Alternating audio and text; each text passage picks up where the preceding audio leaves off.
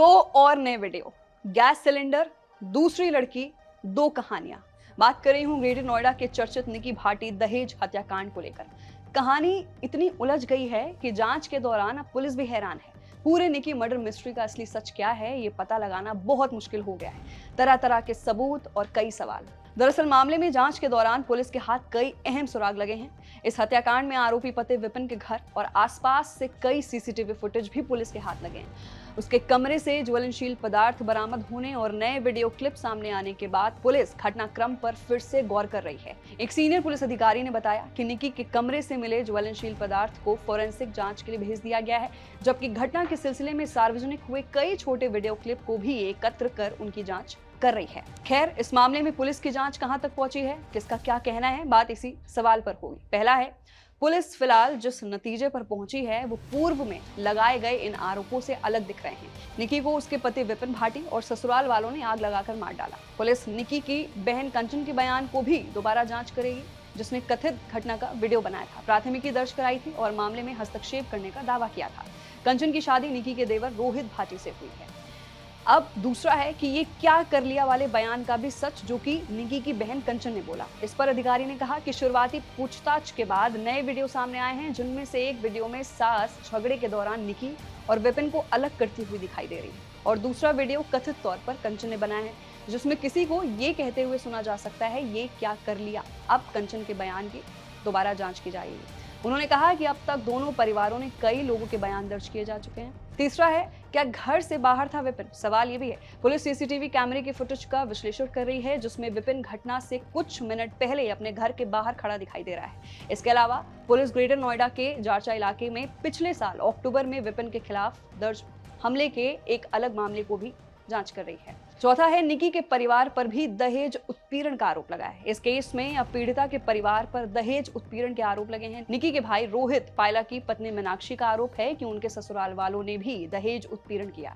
2016 में हुई शादी में दहेज में एक सियास कार दी थी, जिसे पायला परिवार ने अशुभ बताकर बाद में बेच दिया। उन्होंने कथित तौर पर एक नई कार और कैश की मांग की थी। मांग पूरी न होने पर मीनाक्षी को मायके भेज दिया। मामला पंचायत तक पहुंचा तो पंचायत ने शादी में खर्च हुए 35 लाख लौटाने को कहा। बहू को स्वीकार कर लो। फिलहाल मीनाक्षी अलग रह रही है। फिर विपिन की लाइफ में दूसरी महिला, ये भी सबसे बड़ा सवाल है।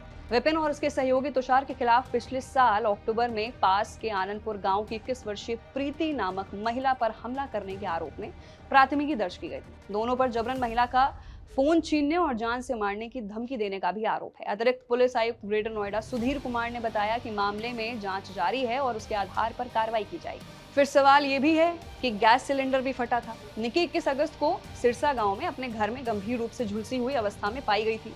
दिल्ली में अस्पताल ले जाते समय उसकी मौत हो गई थी।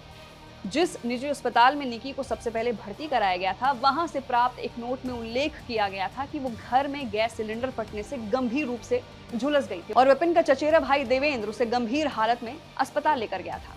फिर सवाल बन रहा है, बिना दहेज की हुई थी शादी? निकी की बड़ी बहन कंचन ने प्राथमिकी में आरोप लगाया कि विपिन, उसकी मां दया, पिता सतवीर और भाई रोहित ने निकी को पीटने के बाद जानबूझकर आग लगा दी। कंचन ने आरोप लगाया कि 2016 में उनकी शादी बिना दहेज की हुई थी, लेकिन बाद में निकी को कथित रूप से लगातार दहेज उत्पीड़न का सामना करना पड़ा। फिर सवाल है कि ये जो दहेज का आरोप है ये लगातार लग रहा है। मतलब ये कि कंचन ने दावा किया कि उसके परिवार ने भाटी परिवार को पहले ही एक स्कॉर्पियो, एसयूवी, एक मोटरसाइकिल और आभूषण दे दिए थे।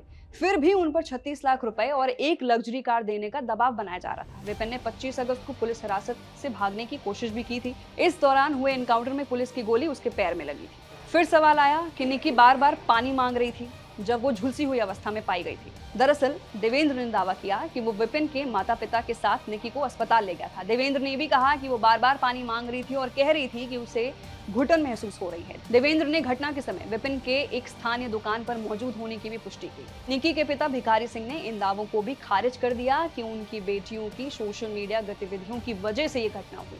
उन्होंने जोर देकर कहा कि रील कारण नहीं है। सिंह ने यह भी कहा कि उन्होंने बेटियों को अपना खर्च चलाने के वास्ते ब्यूटी पार्लर खोलने के लिए 1.5 लाख रुपए दिए थे। निकी और कंचन के पिता भिखारी सिंह ने विपिन के लिए कड़ी से कड़ी सजा की फिलहाल मांग की है। उन्होंने प्रधानमंत्री मोदी और उत्तर प्रदेश के मुख्यमंत्री योगी आदित्यनाथ से इस मामले में हस्तक्षेप करने का भी आग्रह किया है। तो फिलहाल के लिए सवाल कई सारे हैं, सबूत कई सारे हैं और पुलिस पूरी तरह से कंफ्यूज हो गई है। तो जो मामले का सच है वो सामने आना थोड़ा मुश्किल है। फिलहाल के लिए निकी हत्याकांड को लेकर अभी तक का ये बड़ा अपडेट है।